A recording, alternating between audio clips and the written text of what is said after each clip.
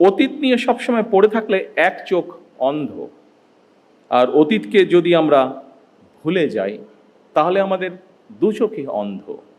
সুতরাং আমরা যেমন অতীতকে একদম ভুলে যাব না, ভুলে যাওয়া চলবে না, ঠিক একইভাবে খুব বেশি দিন না, নিকট অতীতেও আমরা দেখেছি যে অতীত নিয়ে এত বেশি চর্চা হয়েছে যেটা আমাদের সামনে ভবিষ্যৎ আছে সেই ভবিষ্যৎকে বাধাগ্রস্ত করেছে।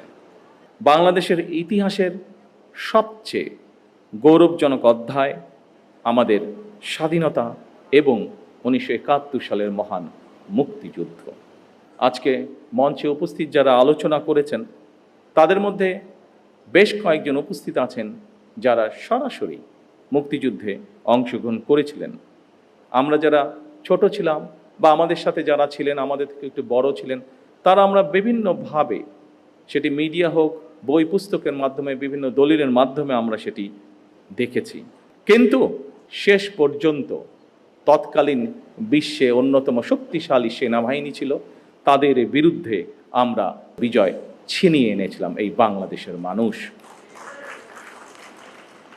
সুতরাং প্রজন্মের প্রজন্ম ধরে স্বাধীনতা এবং মুক্তিযুদ্ধের যে গৌরব গাথা তা নিয়ে আলোচনা হবে, গবেষণা চলবে এবং এটাই স্বাভাবিক ব্যাপার। তবে আলোচনা, সমালোচনা কিংবা গবেষণার নামে এমন কিছু করা বা বলা অবশ্যই আমাদের জন্য ঠিক হবে না, যেটি আমাদের স্বাধীনতা এবং মুক্তিযুদ্ধের যে গৌরব ইতিহাস তাকে কোনোভাবে খাটো করতে পারে।